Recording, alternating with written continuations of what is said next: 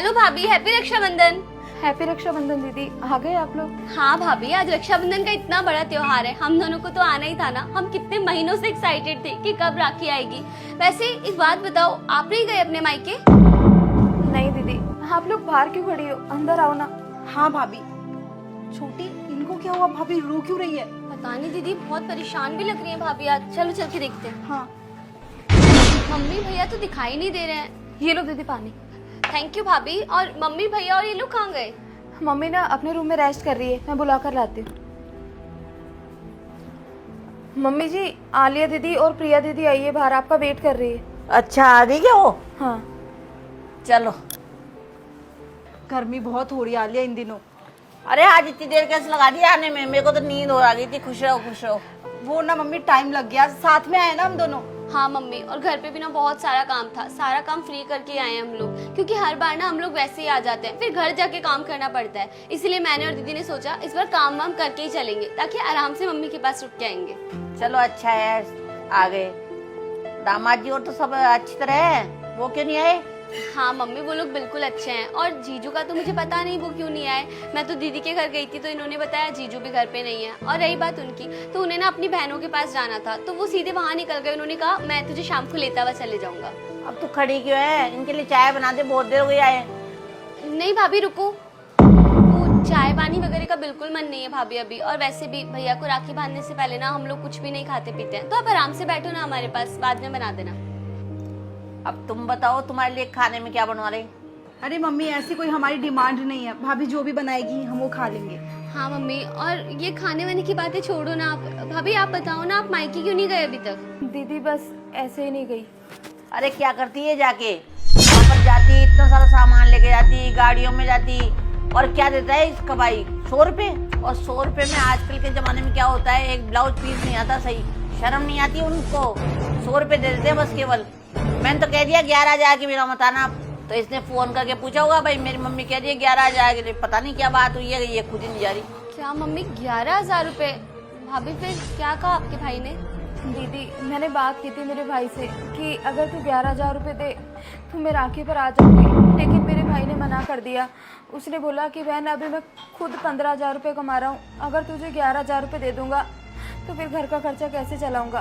तो बस इसी डर से ना इस बार मैंने उसे मना कर दिया कि मैं नहीं आ रही हूँ। अच्छा भाभी कोई बात नहीं। वैसे भैया कब तक आएंगे? हमें भी तो उन्हें राखी बांधनी है ना।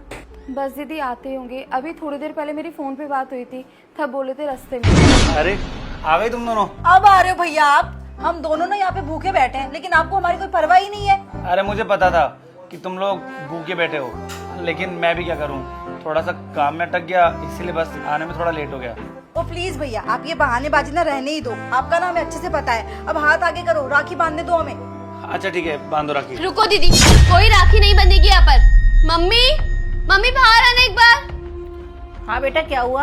होगा क्या मम्मी, भैया के ना हम लोग राखी बांध रहे थे, लेकिन उससे पहले हम आपको बता देते हैं, हम लोग एक ही शर्त पे राखी बांधेंगे। अगर भैया हमें 51,000 रुपए देंगे। अब आप बताओ, राखी बांधनी है नहीं बांधनी? अरे तू क्या कह रही है? पागल हो रही है क्या? 51,000 ये कोई मांगने के है?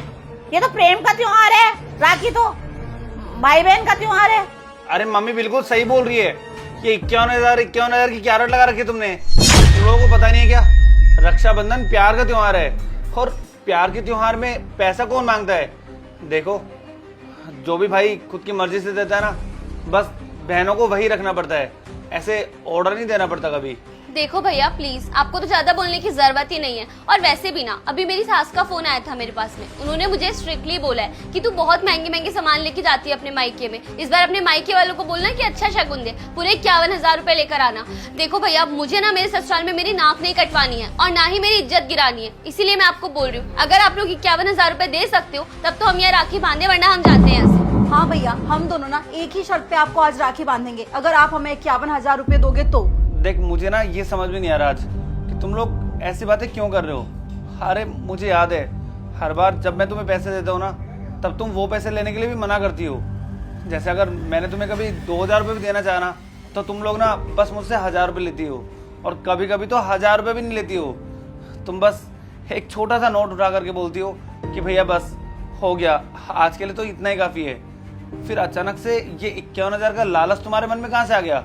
हाँ आलिया, मनीष बिल्कुल सही कह रहा है। तेरी सास को शर्म नहीं आती है ऐसे रुपए मांगते हुए? अरे वो बुढ़िया चाहती क्या है? उसको समझना चाहिए कि आज तो भाई बहनों का त्योहार है। लालची बन रही है बिल्कुल। अच्छा मम्मी, मेरी सास लालची है और फिर आप क्या हो?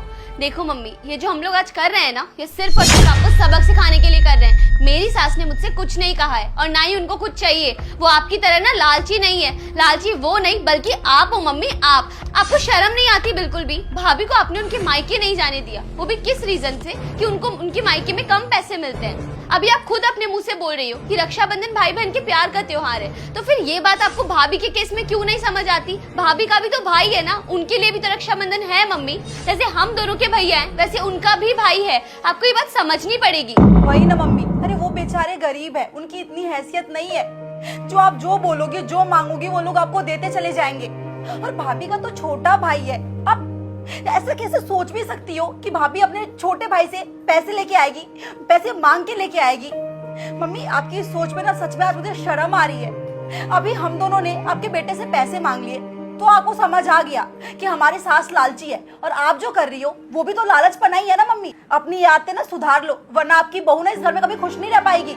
अरे नेहा भाभी कितना कुछ करती है इस घर के लिए, आपको इतना मानती है, इतनी इज्जत करती है आपकी, उसके बाद भी आप उनके साथ ऐसा कर रही हो। अरे वो अकेली पूरे घर को संभाल रखी है, आज तक कभी हम दोनों से भी ऊंची आवाज में वो बात नहीं की, और आप उनके साथ ऐसा कर रही हो। हाँ मम्मी, दीदी ना बिल्कुल सही बोल रही है, और आप शुक्र मनाओ कि आपको नेहा भाभी जैसी बहू मिली है। अगर उनकी जगह कोई और होता ना तो आपके इतने ताने कोई नहीं सुनता। ये जो आप बिहेव कर रही हो ना उनके साथ में, अभी तक तो वो आपको छोड़ के भी जा चुकी होती, लेकिन वो सह रही है, आपकी सारी बातें मानती है, कभी आपसे ऊंची आवाज में बात भी नहीं करती है। उसके बाद भी आप उनको इतना दबा रही हो।